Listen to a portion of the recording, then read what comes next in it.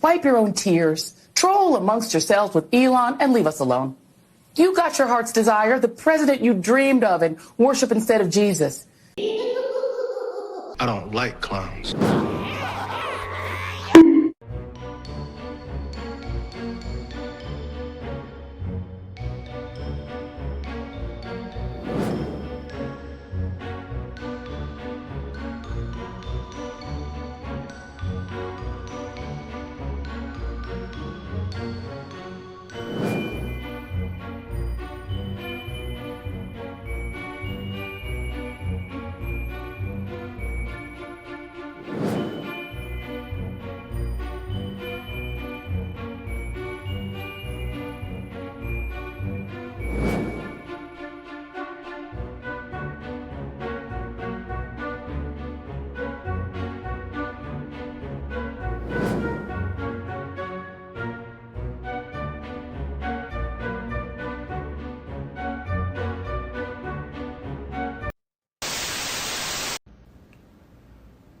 I promised myself I would avoid the news, but obviously I haven't. Here's my one thought. I mean, I have many thoughts. Elon Musk, like, we need to X him, and by X I mean formerly known as assassination. I know someone from my FBI is gonna fucking show up. I don't. Arrest me. You don't have enough people to even investigate me at this point. I haven't filed my taxes in like 8 years. And yet, no one's covered me. So, I'm gonna fucking say it. Let's assassinate some motherfuckers. Dude, these people are insane. And stupid. One side stands for freedom, while the other meets the textbook definition of fascism, namely a far-right dictatorial regime like Hitler's Germany or Franco's Spain or Mussolini's Italy, but also white-ruled South Africa before Mandela and the black majority took control, or Vladimir Putin's Russia, Viktor Orban's Hungary, or Nicolas Maduro in Venezuela today, that suppresses the rights of women and minorities, uses the military to execute the whims of a strongman dictator, and controls and suppresses the press, education, the arts, rewrites history to suit a favored and dominant racial class. That disgusting rhetoric was on repeat. You're fired. Get out of here. Right? In America, there's a thing about both white vigilantism and white tears, particularly male white tears. Really white tears in general, because that's what Karens are, right? They Karen out, and then as soon as they get caught, it's like, bring waterworks. Pack your things. Fired! My show had value, and that, I'm sorry, that what I was doing had value.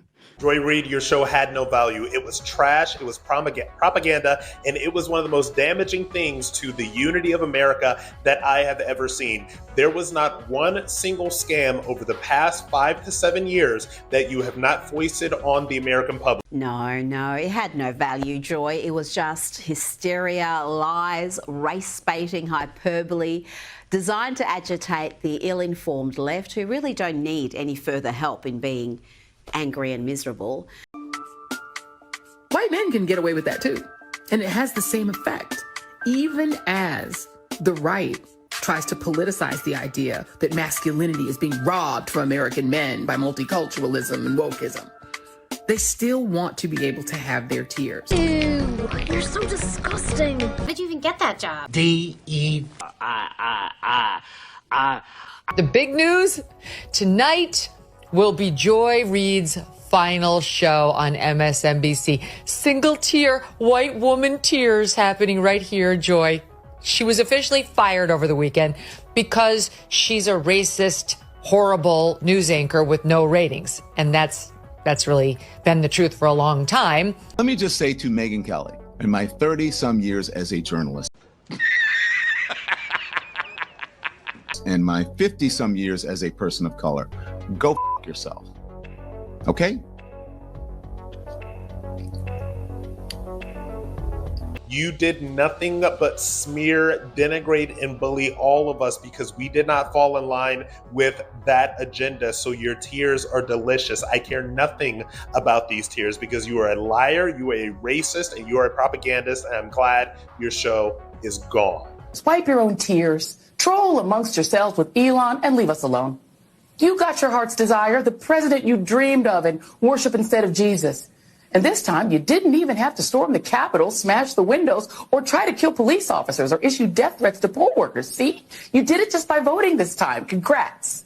We do have a fascist groundswell in parts of this country, mainly among white men, let's be clear. Low-life chairman of Comcast, Brian Roberts, the owner of Ratings Challenge NBC and MSDNC, has finally gotten the nerve up to fire one of the least talented people in television, the mentally obnoxious racist Joy Reid. Based on her ratings, which were virtually non-existent, she should have been canned long ago, along with everyone else who works there. This truly is a joyful time. Is the Maine here, the governor of Maine?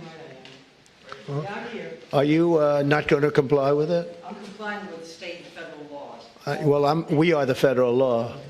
Well, you better do it. You better do it because you're not going to get any federal funding at all if you don't. And by the way, your population, even though it's somewhat liberal, although I did very well there, your population doesn't want men playing in women's sports. So you better comply because otherwise you're not getting any federal funding. See you in court. Every state, good. I'll see you in court. I look forward to that. That should be a real easy one. And enjoy your life after governor because I don't think you'll be in elected politics. Oh. You can run, but you know it's ending. At the bottom of the grave, you're digging out. Another. Mentally disturbed. Liberal. And a top priority that I have worked on in Congress for years, President Trump defunded UNRWA, the pro-Hamas terrorist group that committed atrocities on October 7th. And make no mistake, hear it now, as President Trump's United States ambassador to the United Nations, we will not only defund UNRWA, we will dismantle it.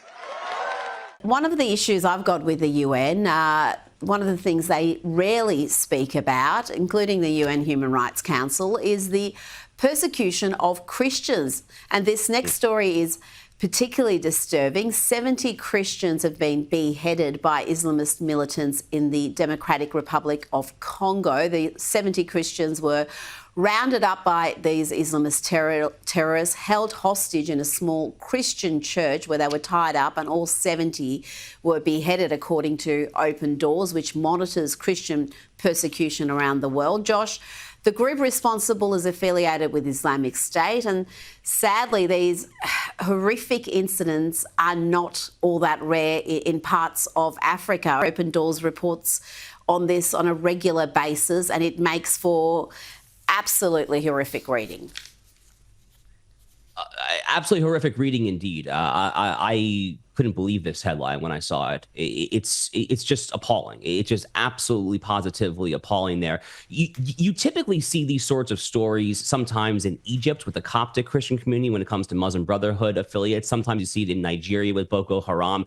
The Congo is somewhat of a plot twist. The Muslim population of the Congo, Reid, I looked this up, is approximately 1.5%. So that's not exactly high there.